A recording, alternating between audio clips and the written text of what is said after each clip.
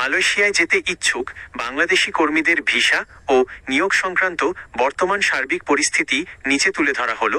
১. সাধারণ calling visa, general worker calling visa. নতুন প্রক্রিয়াধীন Malaysia সরকার বিদেশি কর্মী নিয়োগ প্রক্রিয়াটি ঢেলে সাজানোর অংশ হিসেবে কেন্দ্রীয় ডিজিটালাইজেশন FWCMS কোটা সিস্টেম এবং বিভিন্ন নীতিগত পরিবর্তন বাস্তবায়ন করছে।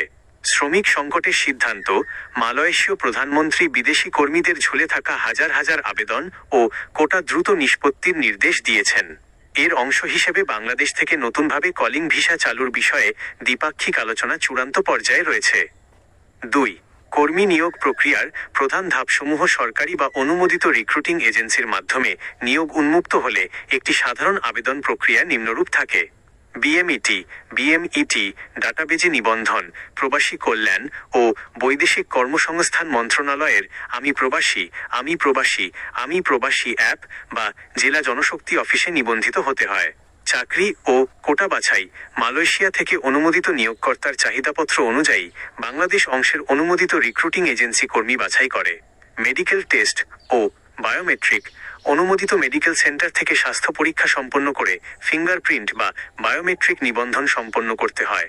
ভিসা অনুমোদন অফ বিডিআর, কলিং ভিসা ও বিএমইটি ক্লিয়ারেন্স, নিয়োগকর্তার পক্ষ থেকে ইমিগ্রেশন থেকে কলিং ভিসা অনুমোদন আসার পর বিএমইটি থেকে স্মার্ট কার্ড বা ম্যানপাওয়ার ক্লিয়ারেন্স সংগ্রহ করতে হয়।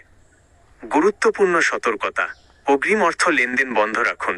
অফিসিয়ালভাবে সরকারি নোটিশ বা বিএমইটি থেকে চূড়ান্ত বিজ্ঞপ্তি প্রকাশ না হওয়া পর্যন্ত কোনো ব্যক্তি বা অসাধু এজেন্সির প্রলোভনে পড়ে পাসপোর্ট বা অগ্রিম টাকা জমা দেবেন না। যাচাই করুন: ভিসা ও নিয়োগ বিজ্ঞপ্তি সম্পর্কিত সঠিক তথ্যের জন্য নিয়মিত BMETofBmet.gov.bd এর লিঙ্ক এবং প্রবাসী কল্যাণ মন্ত্রণালয়ের অফিসিয়াল ওয়েবসাইট অনুসরণ করুন।